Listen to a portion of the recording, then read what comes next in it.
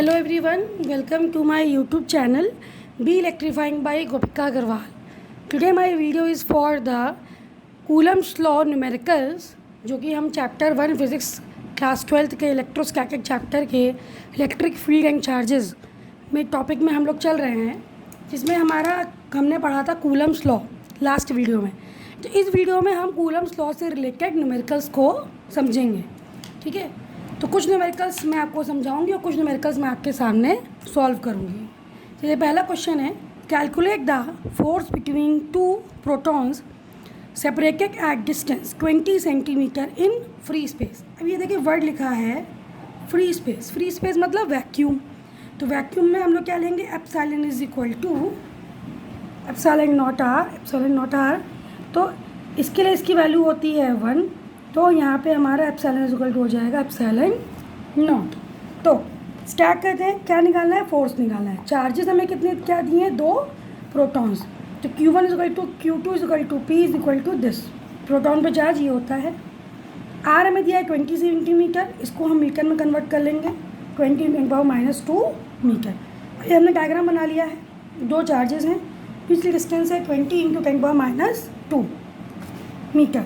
अब अपने फॉर्मूले पे आते हैं कूलम्स लॉ के, जो ये कहता है F is equal to 1/4 pi epsilon naught Q1 Q2 upon R²। Epsilon naught हमने बता दिया कि हमने क्यों रखा, क्योंकि हमारा मीडियम क्या है, फ्री स्पेस। अब यहाँ पे सिंपल हम इसकी वैल्यू रखेंगे। इसकी वैल्यू होती है 9 × 10⁻9। फिर ये Q1 की वैल्यू रख दी, ये हमने रख दी Q2 की वैल्यू। यहाँ नीचे हमने रखा 20 × 10⁻² का होल स्क्वायर, जो कि हमारी किसकी वैल्यू है, R की वैल्यू है। सारी वैल्यूज़ रखी हैं। सिंपल हमने इनको सॉल्व किया है। कैसे सॉल्व किया है कि हमने इन नंबर्स को एक तरफ कर दिया, 9, 1.6, 1.6, 20 × 20 दिस करके, और ये 10 की पावर्स को हमने एक तरफ कर दिया। ये जो 2 0 हमने यहाँ पे ऐड कर रहे हैं, ये इसके हैं, ये डेसिमल्स निकले हमारे, और ये दोनों 0 यहाँ पे आ गए।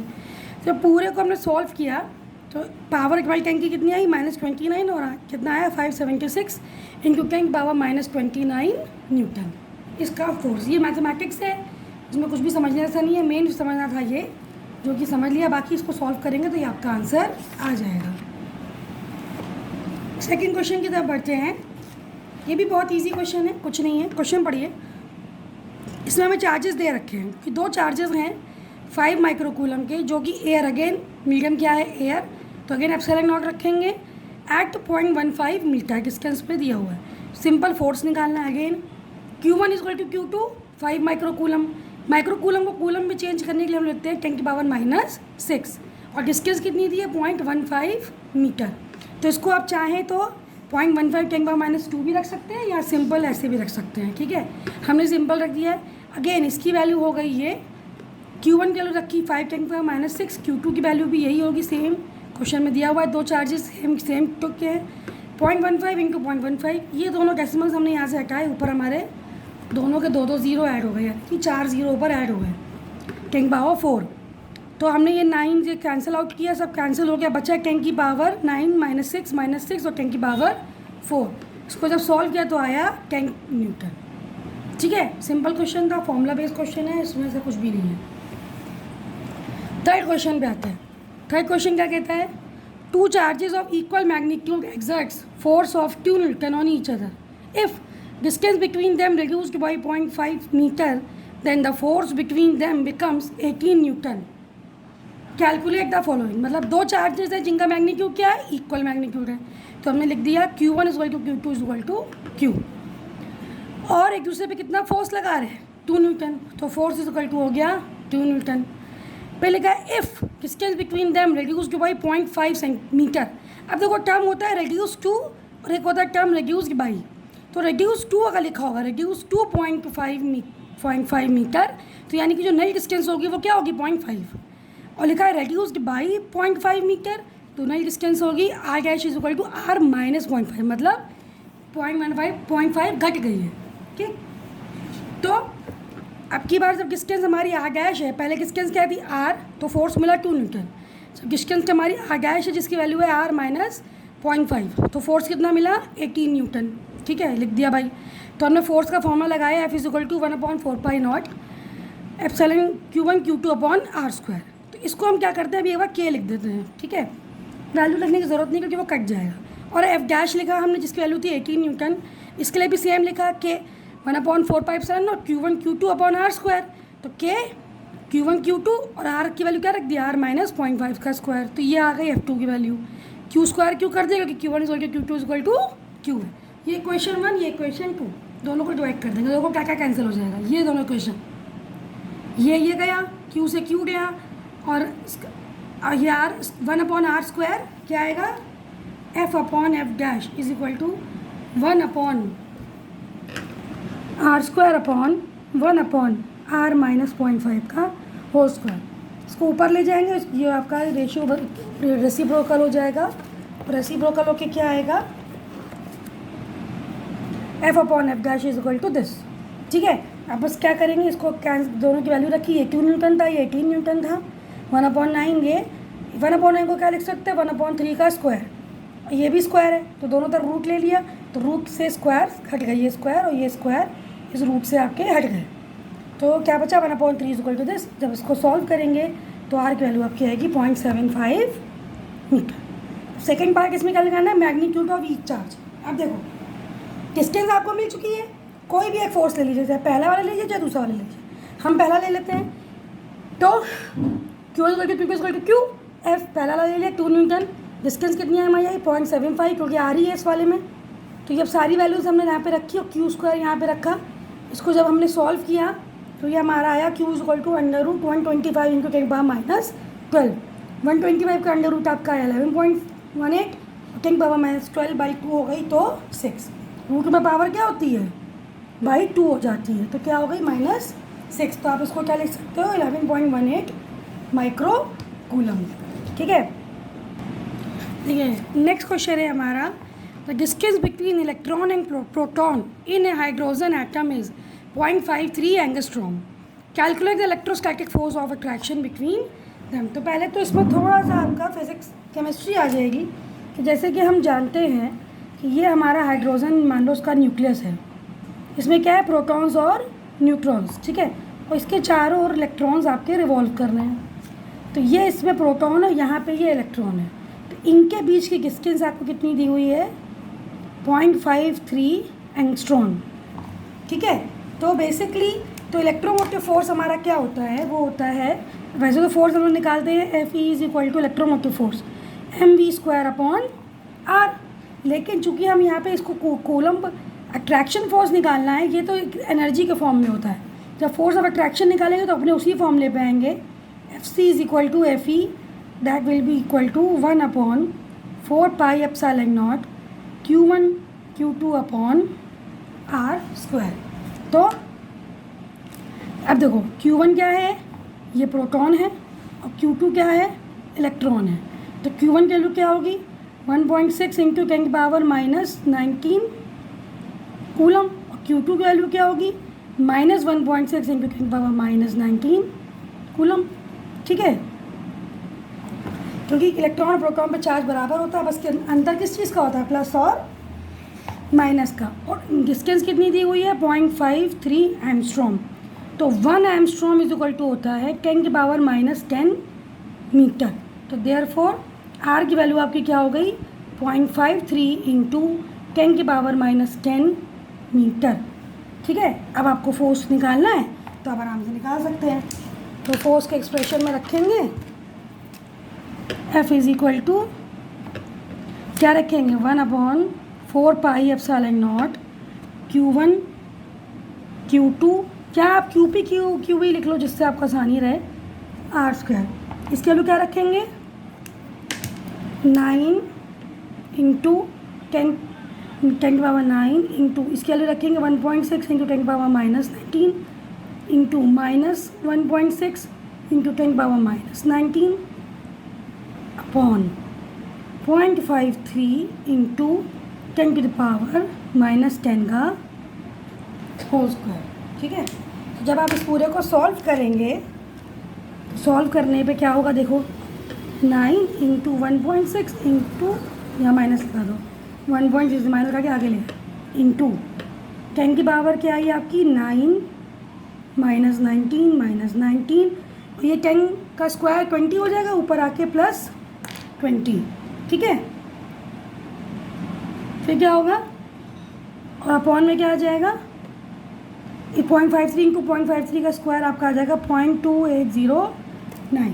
फर्दर इसको सॉल्व करेंगे तो आपका आंसर आएगा F इज़ इक्वल टू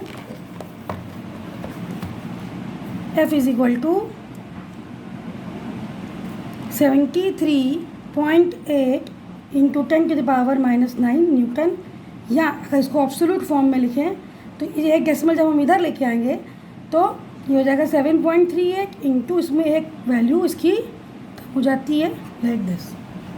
ठीक है, तो ये हो गया फोर्स की वैल्यू। ये कैसे होता है देखिए आपको बताते हैं। अब आपको एक डेसिमल इधर रखाना है, मतलब एक डेसिमल पीछे करना है, तो आप 73.8 को क्या लिख सकते हो, 7.38 इंटू 10 लिखो तो देखो यही आएगा 73.8, आएगा कि नहीं आएगा। तो बस हमने इसको जगह 7.38 लिखा, इंटू 10 किया तो 10 में इसमें एक पावर जुड़ गई तो -9 + 1 -8। ये आपका हो गया न्यूमेरिकल। इसको नोट कर लीजिए, स्क्रीनशॉट लेना हो तो स्क्रीनशॉट ले लीजिए।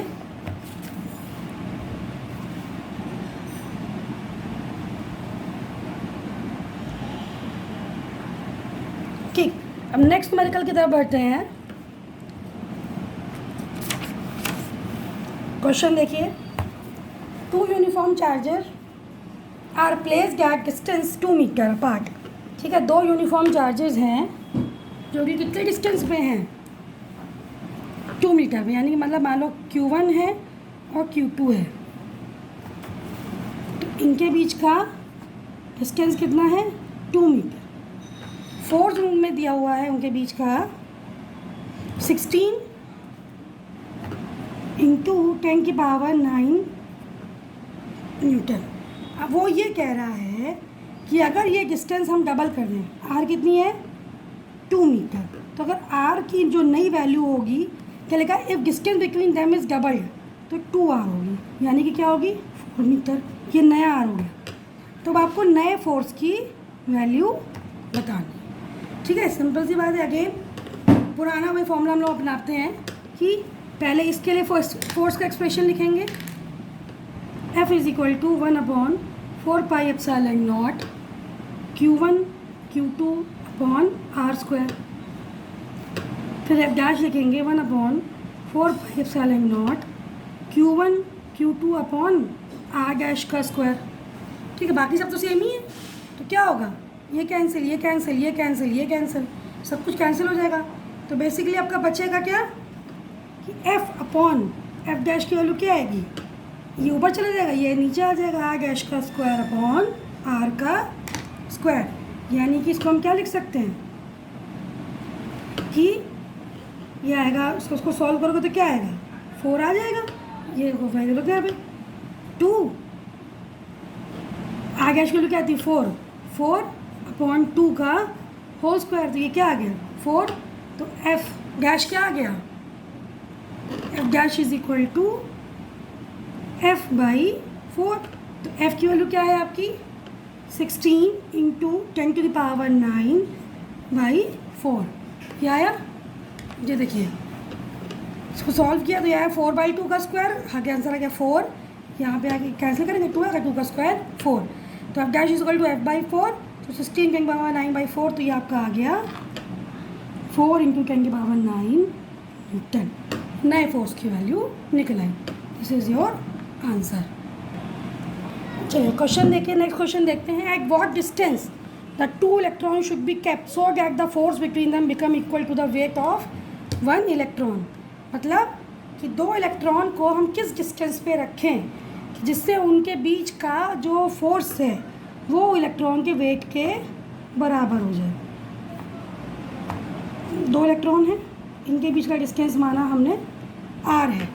तो देखो मास ऑफ इलेक्ट्रॉन क्या होता है कि हमारा कंडीशन हमारी क्या दी हुई है कि F की वैल्यू किसके बराबर हो जाए, वेट ऑफ इलेक्ट्रॉन के बराबर हो जाए।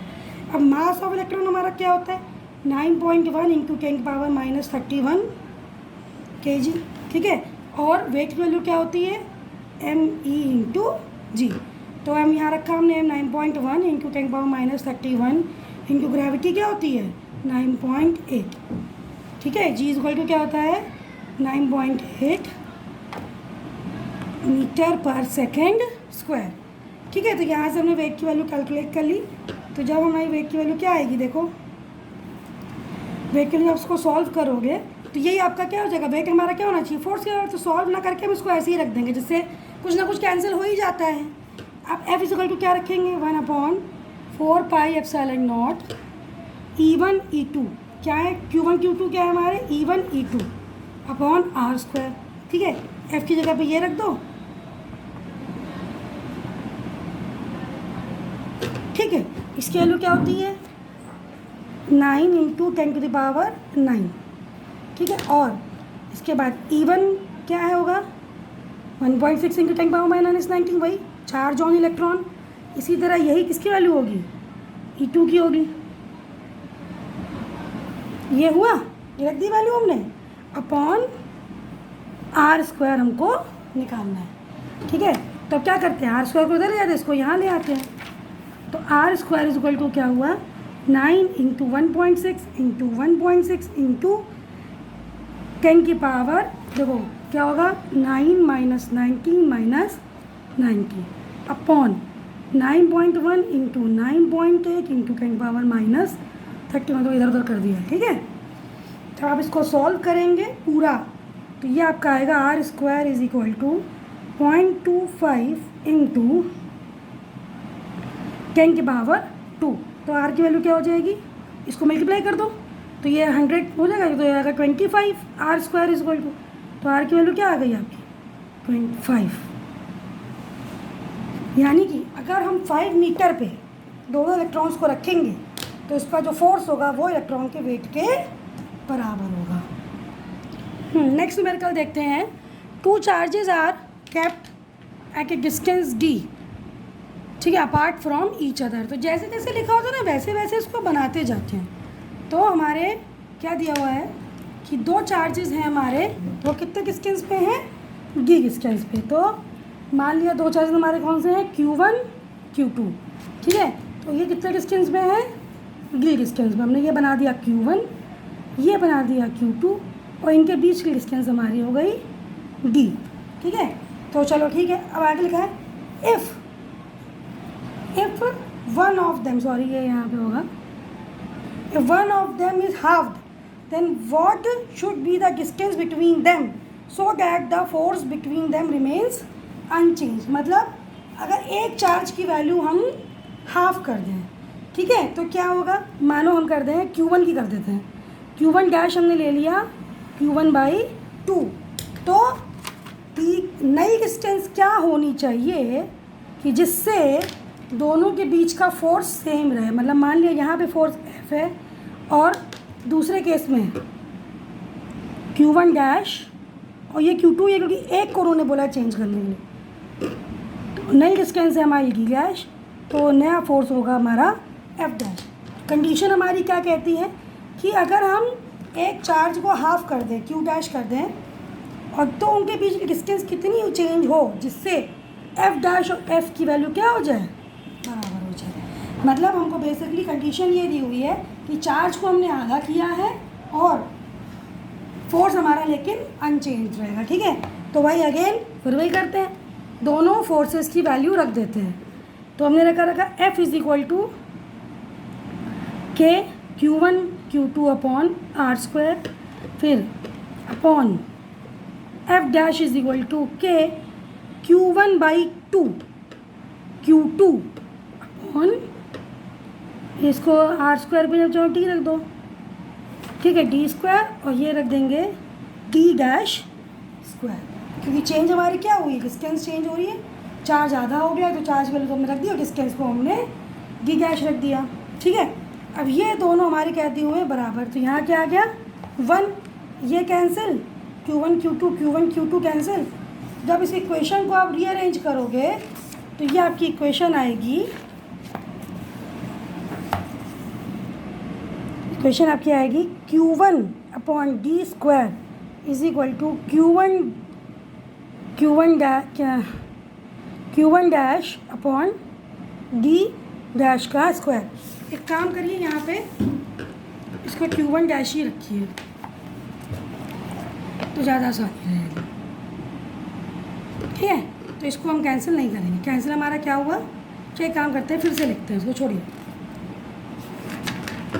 कैसे आई आपकी ये कंडीशन, कैसे आई, क्या रखें, दोनों फोर्सेस को हम इक्वल रख देते हैं। तो क्या होगा, K Q1 Q2 upon D square is equal to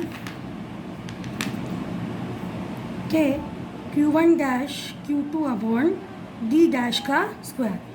तो क्यों ये कैंसिल हो गया, ये कैंसिल हो गया, तो देखो ये क्वेश्चन आपकी आ गई। Q1 upon T square is equal to, वैसे भी कर सकते थे, कोई गलत नहीं था, लेकिन ये थोड़ा ईजी हो जाएगा। ठीक है, तो अब यहाँ पे क्या करो, Q1 डैश की वैल्यू रख दो।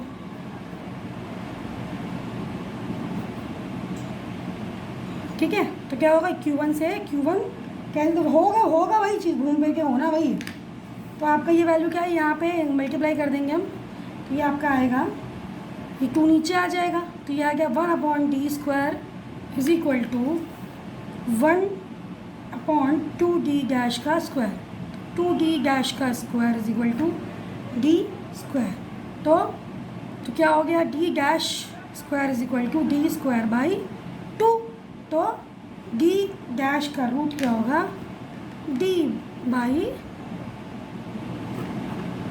तो नई डिस्टेंस हमारी कितनी होनी चाहिए, पुरानी डिस्टेंस की बाई √2। तो उस केस में हमारा फोर्स सेम रहेगा। Thank you for listening. All the numericals are very important, so be prepare with it because it may come in your class 12th board examinations.